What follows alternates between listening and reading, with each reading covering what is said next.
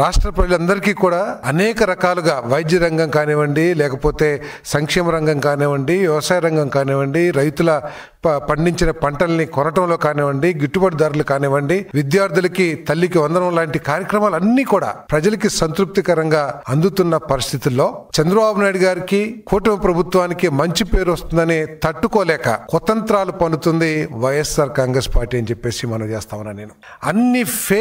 Fake ప్రచారాల్ని ప్రజల్లోకి తీసుకెళ్తూ ప్రజల్లో ఆందోళన సృష్టించి, లేని పరిస్థితులను సృష్టించి, భయాందోళనలు సృష్టించి రాజకీయ లబ్ధి పొందాలనుకోవటం ఇంతకంటే దిగజారుడు రాజకీయం ఉండదని చెప్పేసి నేను భావిస్తా ఉన్నా. నేను ఏదైనా సమస్య ఉంటే సమస్యని ప్రభుత్వం దృష్టికి తీసుకురావాల్సిన బాధ్యత ప్రతిపక్షానికి కాబట్టి తప్పకోకుండా వాస్తవాల ఆధారంగా ప్రభుత్వ దృష్టికి తీసుకొస్తే దాని మీద స్పందించకపోతే ప్రజలు గుర్తిస్తారు ఆ తప్పుని. కానీ వైఎస్ఆర్ కాంగ్రెస్ పార్టీ తాము చేసే అరాచకాలు, తాము ప్రజల్లోకి తీసుకెళ్లే విధ్వంసకర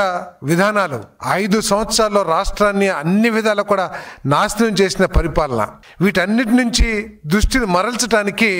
తనకున్న పత్రికను అడ్డం పెట్టుకుని ప్రజల్లో ప్రతి విషయంలో కూడా భయాందోళన సృష్టించడానికి, ప్రభుత్వం చేస్తున్న మంచి పనుల మీద కూడా తప్పుడు ప్రచారం చేయడానికి కృషి చేయటం ఇంతకంటే దిగజారుడు ఉండదని చెప్పేసి నేను మనవి చేస్తా ఉన్నా. నేను